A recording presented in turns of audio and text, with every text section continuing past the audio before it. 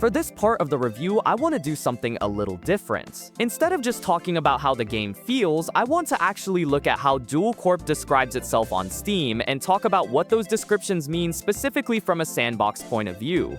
Not what the game promises, but what those words suggest about how the world is meant to work. So this is the first line you see: a Souls-inspired action RPG set in a sandbox open world with an MMO feel. The important word here is sandbox, because sandbox doesn't mean bigger maps, it means systems that interact. And MMO feel doesn't mean raids or subscriptions, it means a world that feels active even when you're not doing anything specific. Right away, this tells me Duel Corp wants the world to exist on its own terms. On the Steam page, it says the story is not told in a linear fashion. Instead, you experience it naturally as you explore the world, interact with factions, and discover their secrets. That already tells you this isn't a game where the world waits for you. You're not being pulled along a fixed path, you're moving through the world and discovering things as they happen. That's what gives it a strong sandbox feel.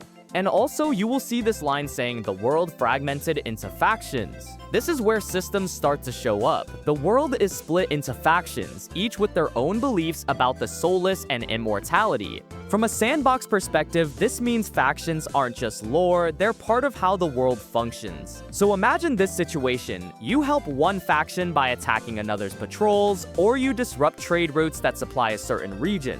You're not just choosing dialogue options, you're changing how power flows in the world. That's sandbox logic. There is also this key feature saying shape the open world sandbox. This line is probably the most important one. The Steam page says you can shape the world by intercepting caravans, exploiting faction conflicts, and conquering villages and cities to collect taxes. That's not small-scale interaction, that's world-level influence. So let's slow that down with an example. So for example, in the idea of intercepting caravans, it is like if you see a caravan moving across the map, that caravan represents resources and supports.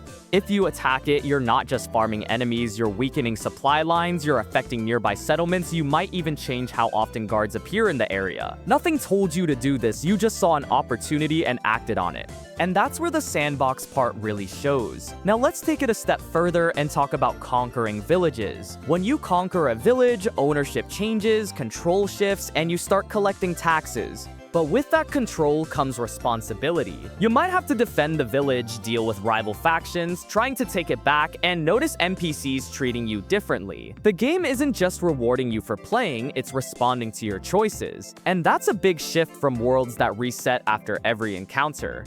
And another key features is this: procedural encounters. This is another important sandbox indicator. The Steam page mentions procedurally generated encounters. That tells us the game isn't relying only on handcrafted missions.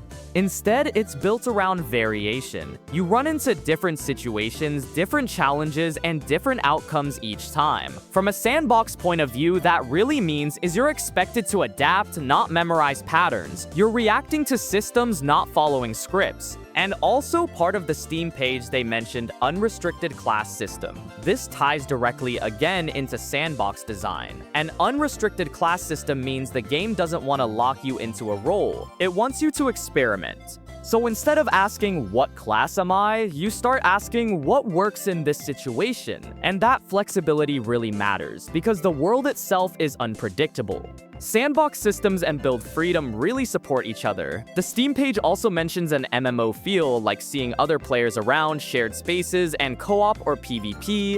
When you read the Steam page this way, Duel Corp doesn't sound like a Souls-like with extra features. It sounds more like a sandbox RPG that uses Souls-inspired combat as one of its systems. The focus isn't just on difficulty, and this is the kind of game where you say one more mob. Not because you're grinding, but because you're curious. What happens if I do this? What changes if I push this system? What breaks if I interfere here? That curiosity is the heart of sandbox design.